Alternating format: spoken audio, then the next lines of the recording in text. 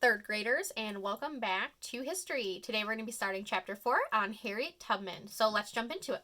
A baby is born. In a small cabin on a farm in Maryland, Harriet and Ben Ross had their new baby. They named her Araminta and nicknamed her Minty. During this time, some people in the southern states owned slaves. Since Harriet and Ben were slaves, Araminta was a slave too. Araminta's mother loved her very much. She taught her how to sew, cook, and weave at a young age. She taught her how to care for the sick, and she loved Araminta. Well, she also hoped Araminta would be given an indoor job instead of having to work out in the fields. Most importantly, Araminta's mother taught her about God and told her many stories from the Bible. Her favorite story was about Moses, who led the children of Israel out of slavery in Egypt. Little did Araminta's mother know that one day her little girl would lead many slaves to freedom just like Moses. Life as a slave. Araminta's life was not easy. Even as a little girl, she had hard jobs. Whatever her master told her to do, she had to do it. Sometimes she had to be away from home. She took care of babies, loaded wood, plowed fields, and caught muskrats in ponds and streams. She was punished if she did not do a job exactly right, even if she tried her best. But she was a hard worker and became a very strong girl. One day, Araminta learned that most people in the northern states did not own slaves. They believed slavery was wrong. They thought every person should be free. Someday, she promised herself, I will leave Maryland, go north, and be free. As Araminta grew older, she changed her name to Harriet like her mother. Harriet met a freed slave named John Tubman, and they were married. Even though John was free, Harriet was still a slave. She had to work whenever she was told to work. Her owner could even sell her to someone else who might live far away. When Harriet Tubman heard that she and her brothers might be sold, she decided that it was time to escape to the north. Her escape. Mrs. Tubman met a kind Quaker lady. They became friends. She was glad that Quakers did not believe in slavery. Harriet, her friend, said one day, if you want to escape, I will help you. Late one night, Harriet Tubman quietly gathered a few of her things and headed to her Quaker friend's house. The lady gave her directions and told her where to stop for food and rest along the Underground Railroad. Keep quiet and keep moving, her friend said. Wade in the water when you can so you do not leave a trail. Mrs. Tubman listened carefully, and then she started her journey. The Underground Railroad was not really a railroad. It was a series of homes or other places on the way to freedom. People who wanted to help slaves find their freedom agreed to hide and feed them. Mrs. Tubman had to be very careful. If she stopped at the wrong place, she would be returned to her owner and punished.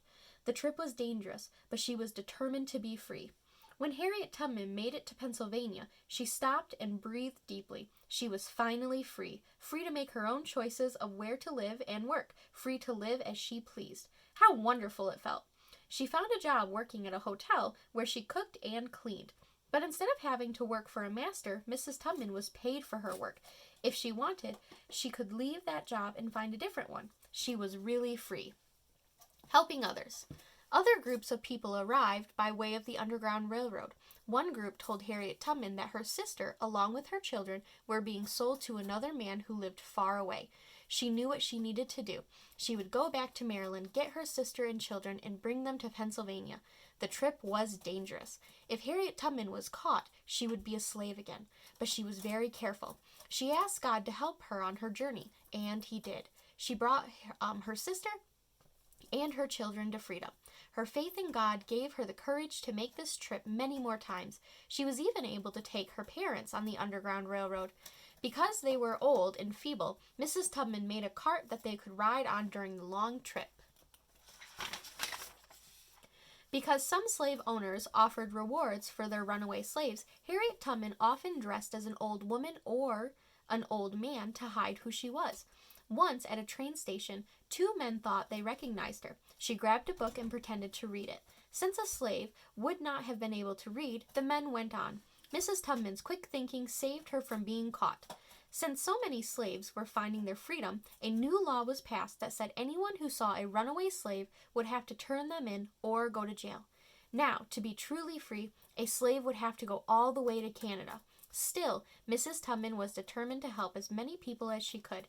Harriet Tubman helped many people find their freedom from slavery. She once said, I was the conductor of the Underground Railroad for 8 years, and I can say what most conductors can't say. I never ran my train off the track, and I never lost a passenger. The Civil War. Soon, the North and the South were at war. When Mrs. Tubman was asked to help the Northern Army, she was happy to serve. She helped take care of wounded soldiers, and she gathered herbs and plants to make medicines just as her mother had taught her. Harriet Tubman's most exciting job in the war was being a scout and a spy. She could sneak past the enemy and get information from slaves who wanted to help the North. No one thought of a small woman as a spy. Mrs. Tubman became the commander of intelligence operations for the Northern Army. She told other spies and scouts how to get past the enemies and gather important information. Freedom for all. In 1863, President Abraham Lincoln signed a very important document called the Emancipation Proclamation. It said that all slaves in the southern states should be free. When the war ended, the North had won. Finally, in 1865, Congress made slavery in the United States illegal, or against the law. Harriet Tubman's dream of seeing slavery end had come true. More work to do. Life after the war was still hard for the many people who had been slaves. Jobs were hard to find. Harriet Tubman opened her home to former slaves. She spent her money to purchase what they needed and helped them find jobs and places to live. One day, a lady named Sarah Bradford came to Harriet Tubman. "Tell me your story," she said. "I will write it down for you in a book. You can sell the book and use the money to help people." Mrs. Bradford wrote 2 books about Mrs. Tubman. One book was Harriet Tubman, the Moses of her people. Mrs. Tubman used the money to continue to help everyone she could. Harriet Tubman lived until she was about 93 years old. God used her, and he used Moses to lead many people out of slavery. All right, and that is the end of our lesson. Thank you, guys.